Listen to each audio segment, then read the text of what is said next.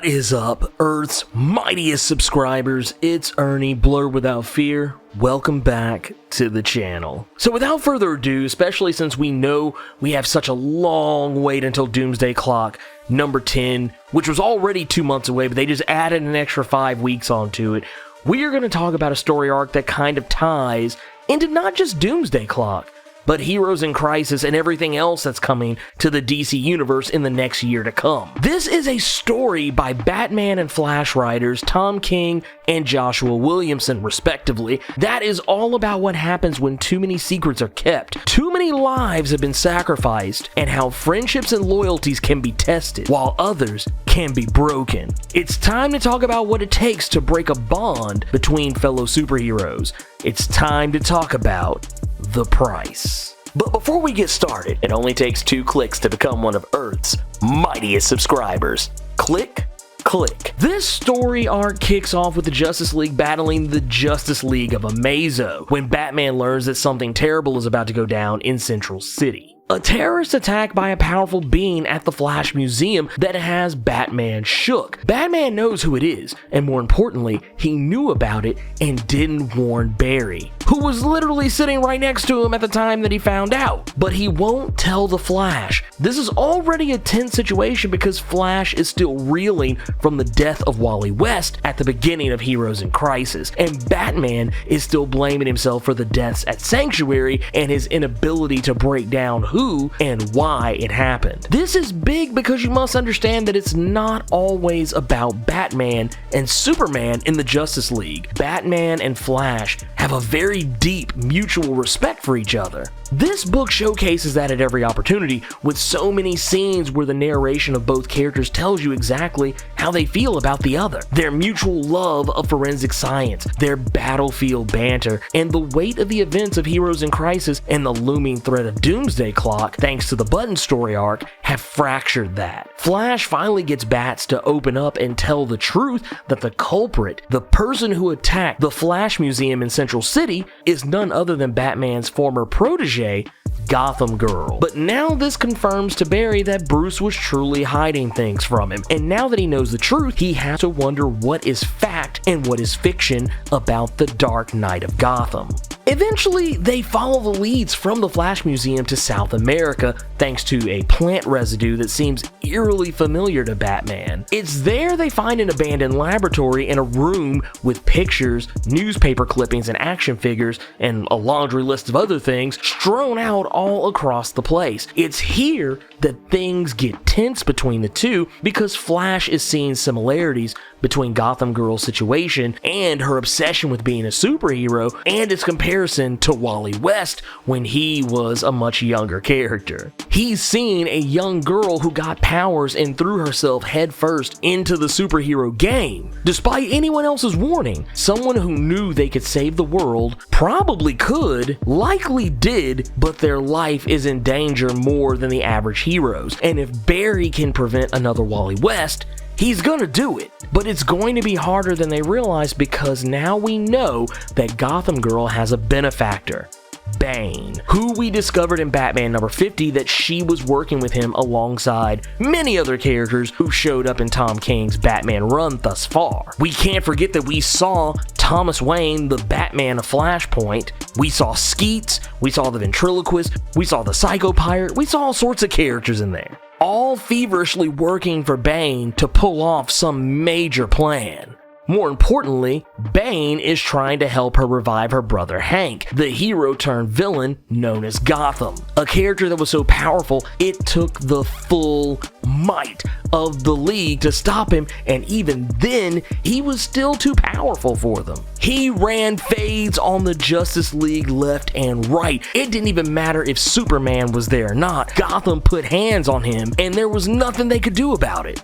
More importantly, they find a portion of the facility where there are multiple tanks full of Gotham and Gotham Girl, not clones. Likely test subjects being pumped full of a super venom, a more volatile and dangerous version of the venom formula Bane normally used, and this was all a setup. Gotham Girl wanted them to come to the island and find her. Batman and Flash alone can't take Gotham Girl or her brother with any hope of winning, and most certainly can't take on a full team of Gotham Gotham's and Gotham Girl's. And Claire, Gotham Girl, knowing this, she leaves Batman and Flash to handle her light work while she flies off with her zombified brother, meanwhile leaving Batman and Flash to deal with Team Gotham, and it actually ends up working out for them because, yeah, even though things are really tense, it doesn't mean that when the chips are down, they can't work together. And they do. They wind up putting together a plan because Batman knows that the powers that Gotham and Gotham Girl use, they are finite. The more they use the power, the more it kills them. So if they can get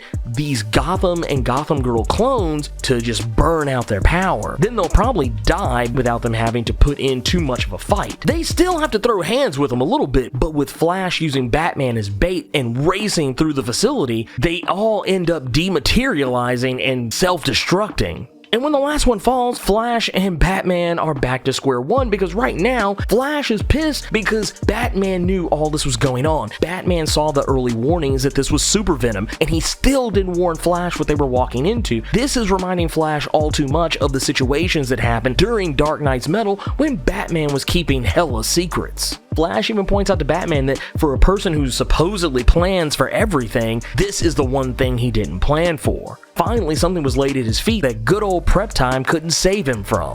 One of the things that even gets brought up, even before the whole fight with the Gotham and Gotham Girl clones comes up, is that they find one of the Sanctuary masks that the heroes who were getting treatment at Sanctuary would normally wear. And this is when it gets Flash's wheels turning, demanding Batman answer the question, did Gotham Girl go to Sanctuary to seek treatment? And Batman never really explicitly says no, but he does in his own Batman way imply that she didn't go to Sanctuary because he claims that he doesn't have any idea how she got that mask. Batman even seems to believe that whoever is the mastermind behind this is actually using that mask to try to drive a wedge between the heroes of the Justice League to try to distract them and keep them from being able to trust each other, which is something I'm going to talk about a little bit more by the end of this video. Don't worry, we'll get to that in a minute. And now that Gotham Girl has gotten free from Batman and Flash, Flash races off to Central City because that's where Gotham Girl's heading. Just so happens that she's attacking the Central City Police Department, where just so happens Iris West is. And Gotham Girl, she is now ready to unleash the full might of her powers, and Flash alone is not enough to take her, especially when we realize that her brother Gotham is alive, mostly, and by her side, revived by the super venom, courtesy of Bane. And it's a good thing that Batman shows up when he does in the Batwing because Gotham is too much for the Flash. Flash is a speedster. He can move at speeds well faster than just about any other speedster in the DC universe, but Gotham is just as fast. He is able to put hands on Flash no matter how fast he moves. Gotham winds up putting a Dragon Ball super level ass whipping on the Flash, but the thing is, he's used up so much of his power, he has none left, to the point that he is now starting to melt, crack, and crumble and basically self-destruct.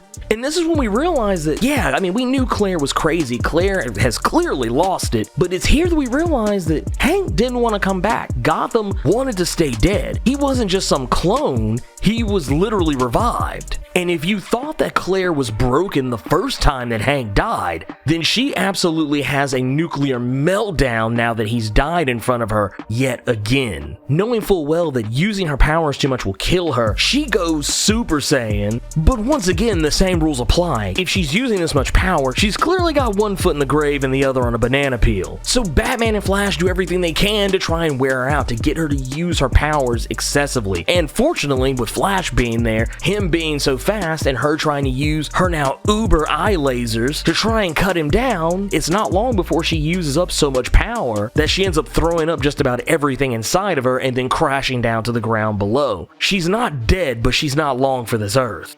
And it's here that we get a really good glimpse at how Wally West's death affected the Flash. Because it's here that he almost forgets that he's saving Claire. Like, I mean, he knows that he's saving Claire. He knows who this is, but he's thinking about Wally the whole time. We're even kind of seeing through his eyes the first time that he saw Wally West dead. And he even calls out to Wally while he's trying to save her, because at this point, he can't stand to lose another person who tried to enter the superhero game and ended up being eaten alive by it. But now that she's detoxing from the super venom, Batman's gonna try and do everything he can to try and save her. Because when Batman looks at Claire, he looks at the time that he failed someone, that he couldn't do the thing that he needed to do to take care of them and keep them from becoming another Jason Todd. And then of course there's also some tension between Batman and Iris West because, well, she does blame him for Wally's death. Not only that, but Iris is also not incredibly happy with Flash at the moment. You see, she remembers more than what she's telling him. Remember, she got most of her memories back thanks to reconnecting with Wally before he died. But she always played her cards close to the vest about how much she remembered. The truth is, she remembers everything, but she's just been pretending that she doesn't. And if you think Iris was pissed off at Batman, look no further than Barry Allen. Because the way it's breaking down right now is that Batman looks at Claire as a person who has power, a power that can kill her,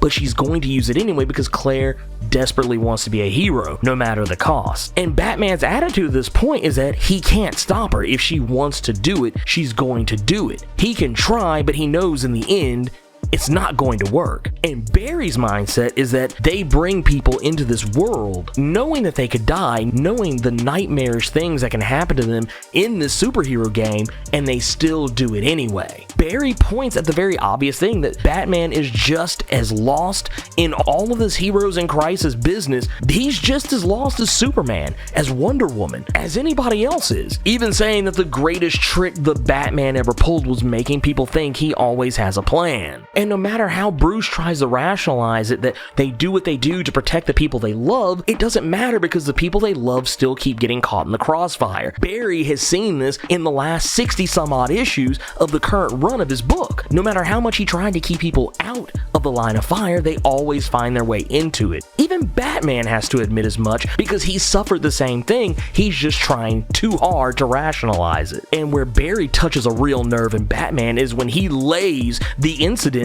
of Alfred catching a bullet from the Joker, or Iris getting abducted by Thawne, or just another random innocent person being caught in the crossfire. But things get hot when Flash brings up the prospect of another dead Robin. And this causes Bruce to clap back at him that at least he didn't forget that one of his partners even existed. And it's at that moment Batman realizes he f***ed up. And not a single protocol in the Batcave can save him from the ass whipping that Barry's about to put on him. The only thing that's saving Batman from taking an ass whooping at Mach 10 is the fact that Barry didn't want to end him right then and there.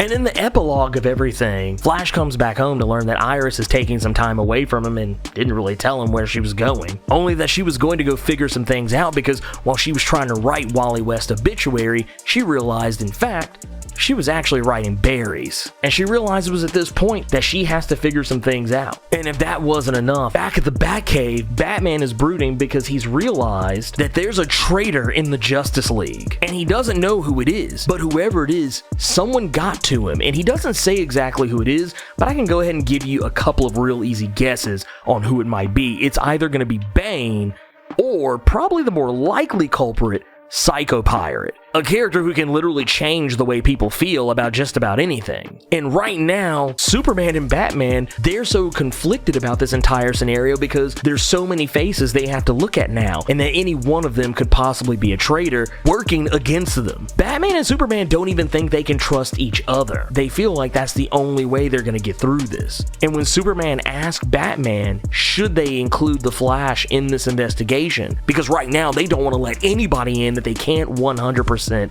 trust, and that ought to tell you something. We gotta look at this list of people here. Hal Jordan, Cyborg, Mr. Miracle, Plastic Man, Green Arrow, Zatanna, Wonder Woman. Pretty much everyone is on this list, including Damian Wayne. So when Superman asks Batman if they can trust the Flash to help them out with this investigation, Batman can't even give him an answer because right now, he isn't even sure if he can trust the Flash right now, because the key thing Batman is worried about, they need to be watching for anyone who's acting out of character. And right now, Barry's acting out of character. So he's likely already one of the prime suspects on Batman's list. And right now, off the top of my head, I really couldn't even say with 100% certainty who I think the traitor is, but if I had to make a snap judgment right here and now, honestly, I wouldn't even trust Superman. Another character I wouldn't be 100% into trusting is Martian Manhunter, just based on the secret he's keeping from the League as a whole. I mean, it's really hard to say right now because everyone's acting different. A lot of characters are acting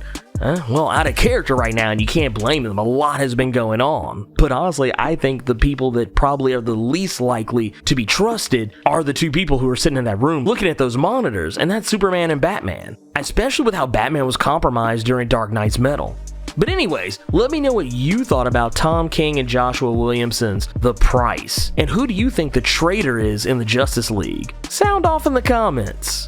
And if you want to check out some more Batman stuff, go swing by the Mr. Superhero channel and check out their Why Batman Beyond Return of the Joker is Great video essay. Now, I normally don't do this sort of thing, but they're a friend of the channel and they're just getting started out, so I thought I'd use a platform and show them a little love. But anyways, links in the description. If you enjoyed this video, Hulk smash that like button. And if you want to see more awesome videos like this one, make sure you click subscribe so you can become one of Earth's mightiest subscribers and tap that bell so you know when I post up. And if you want to become one of Earth's mightiest patrons as well, swing on over by patreon.com/blerdwithoutfear. And if you chuck in a buck, you can get some exclusive content. And if you don't want to become one of Earth's mightiest patrons, that's fine too. Hey, all I ask is that you like this video and share it with your friends. And who knows, maybe they'll become some of Earth's mightiest subscribers too. Anyways, thank you for taking the time to watch this video, and while you're here, go ahead and check out some of these other videos I got floating around here. But until next time, Plus Ultra!